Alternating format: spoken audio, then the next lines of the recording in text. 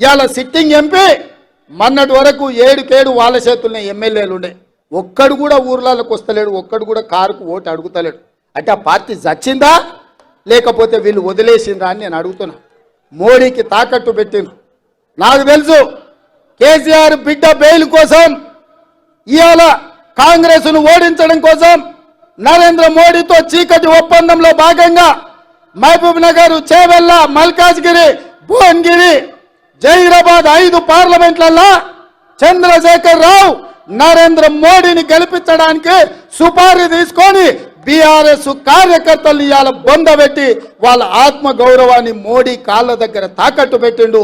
BRS నాయకులారా మీరు ఆలోచన చెయ్యండి. లక్షలాది మంది కార్యకర్తలు ఇతర పార్టీలు జైలుకు పోయినప్పుడు కేసీఆర్కు దుఃఖం లేదు. నాలాంటోని బిడ్డ లగ్గం ఉంటే కూడా వదలకుండా జైల్లో పెట్టినప్పుడు ఆయనకు బాధ తెలియలేదు. కానీ బిడ్డ జైలుకు పోగానే మోడీ దగ్గర తెలంగాణను తాకట్టు పెట్టిండు. ఇది తెలంగాణ ఆత్మ గౌరవానికి మంచిదా? ఒక్కసారి ఆలోచన చేయండి. బీఆర్ఎస్ కార్యకర్తలారా, బీఆర్ఎస్ నాయకులారా, ఆత్మ పరిశీలన చేసుకోండి. 5 నిమిషాలు గుండెల మీద చేసుకొని ప్రశాంతంగా ఆలోచన చేయండి. ఎందుకు చంద్రశేఖర్ రావు ఇవాళ మీ పార్టీని తీసుకెళ్లి మోడీకి, బీజేపీకి తాకట్టు పెట్టిండు? ఇవాళ మహబూబ్ నగర్లో ఎందుకు బీఆర్ఎస్ వాళ్ళను బీజేపీకి ఓట్లు వేయమంటుడు?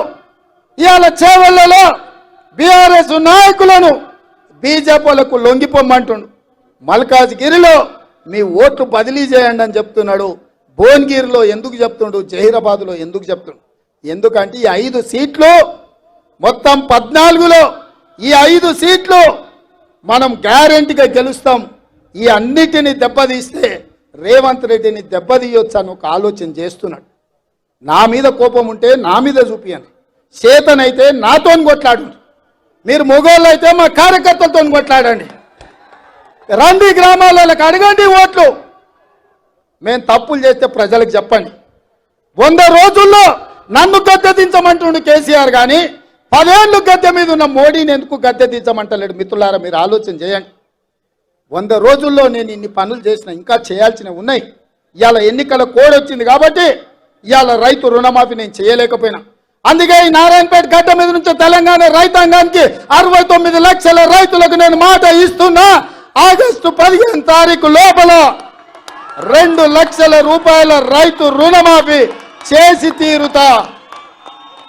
ఎట్లయితే మక్తల్, నారాయణపేట, కొడంగల్ ఎత్తిపోతల పథకం పూర్తి చేసినో, ఎట్లయితే ఆర్టీసీ ఉచిత ప్రయాణం ఇచ్చినో, ఎట్లయితే 500 రూపాయలకు సిలిండర్ ఇచ్చినో, అట్లనే 15 ఆగస్టు లోపల 2 లక్షల రూపాయల రైతు రుణమాఫీ చేస్తా.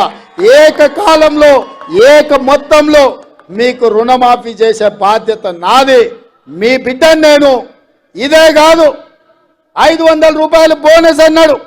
వచ్చేసారి పండించే వడ్లకు 500 రూపాయలు బోనస్ ఇచ్చి ప్రతి గింజ, చివరి గింజ వరకు కొనుగోలు చేసే బాధ్యత నాది.